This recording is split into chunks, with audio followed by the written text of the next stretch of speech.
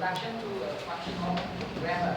And we are so excited for today that a teacher gave my group to be present about this topic. Actually, I have 7 members, but I have print this document out before they call me. So there are two more members in the group that I haven't included this one. So the two members are Wei Chai and Miss Han Suken. Okay, so now my name is Lee Song Mei. My name is Kim. My name is Yuan Chong. My name is Wei Pei Chen. My name is Song Lee. My name is Rose. Okay, so I will start present my topic. Okay, so sorry for today because there is no LCD projector here, so we better go together go through this paper. On the slide number 3, let's see the content first. Actually, I divide it to two main parts. The first, introducing functional grammar, and this one I divided into five minor support. The first one, different types of grammar that we want to discuss in the next slide. And the second point, two prominent use of the nature of language. And the third, stratification of systems in language. And the fourth, clauses and three meta functions. And the last point is the first main point, strength and weaknesses of SFL. And I will show you what is SFL. And the last main point, functional grammar in action. Okay, so let's move on to the next slide, slide number 4. I will show you about the introduction of functional grammar. So before I go to the specific point, I would like to show you about the teacher. What is functional grammar? Actually, functional grammar in here, Mr. M.A.K. Halliday. Mr. Halliday, he was a linguistic, and he focused about the systemic functional linguistics. This is for short SFL. This is an approach for a teacher or the learner in teaching and learning. And systemic functional linguistics, it wants to emphasize the way spoken and written language that operate in different social situations. This one it is very important for those who want to be a good speaker and a good writer. And the word systemic it refers to the view, the view of language. View of language, but it means that it can be a part of speech and can be like how the language is used. Yes, as a network of the system or interrelated set as of option for making meaning. It is a kind of making a word in the meaning. Yes. So can you move on to the next slide? Slide number 5. Yes, this is Mr. Michel Alexander Gilwood Halliday. For short, M.A.K. Halliday. He was born on April 13, 1925, and the place of birth of him lived in England.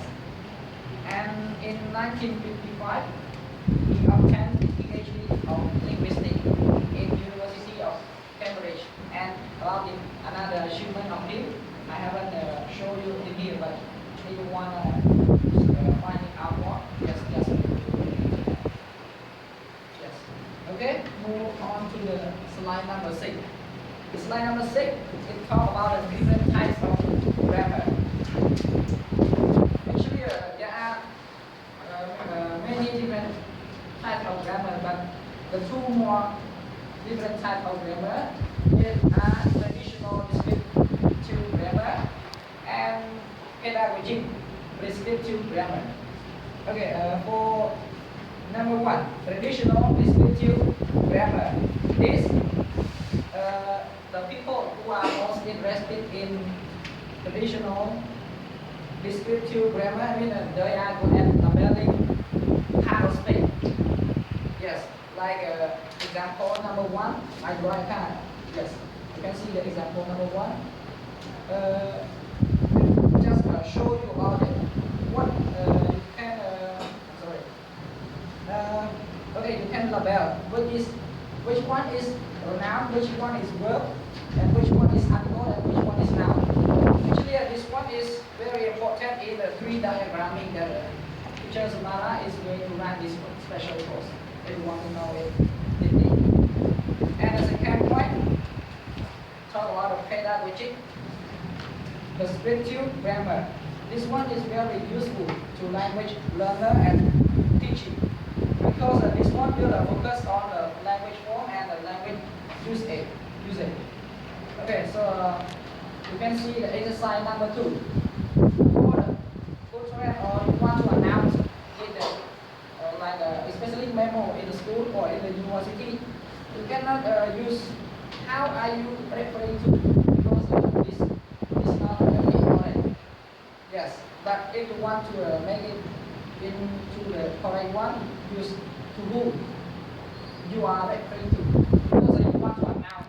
So you cannot use who are you referring to. It seems like you ask someone a question. Yes, this is for the pedagogic descriptive grammar important. So okay, let's move to the slide number 7. Okay, the slide number 7 talk about the 2 prominent views of the nature of language. Here it means that the 2 important views of the nature of language.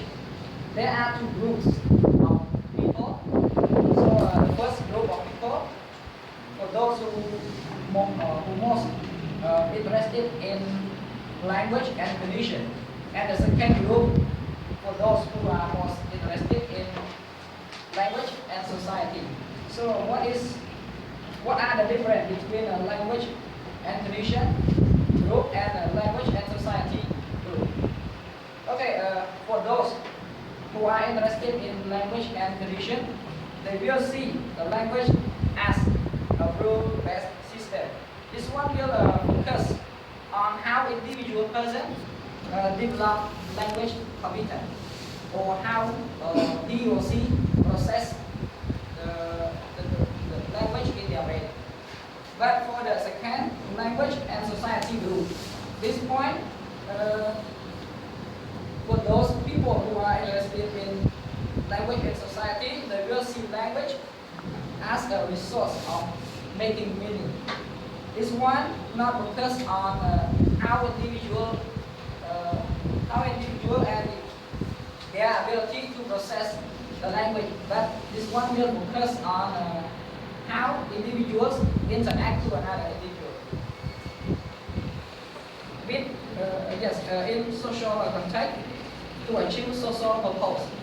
In here, social purpose are like sharing information or containing information. Okay, so let's move on to the slide number 8. You can see about the stratification of system in language. In here, we then categorize or hierarchical classification. They divide it into a classification. So there are 5 classifications here. The first one, context of culture. The second one, context of situation. The third one, discourse of semantics. The fourth one is lexical grammar, and the last point is phonology or signing. Actually, these 5 parts, they have relationship together. Okay, now let's see in the phonology point. This point we focus on the sound. So before you get a word, but you will hear the sound or you need to know about the sound. And then we will analyze in the lexical grammar. Lexical grammar means like tree diagramming. We will label which one is pronoun, which one is verb, which one is article, or something else. That's lexical grammar. And semantics. Semantics meaning of the word. After we understand about the tree diagramming or how to speak of that word, we better know about the definition or the meaning of that word. After we know the meaning of that word, we can go to the context of situation. Here, like the term register. The term register means is the meaning set for a particular context of culture. So when you know about the how to speak, when you know about the meaning, so you should better focus about the situation of using that word. Because we have different situations, so we better know or recognize about the situation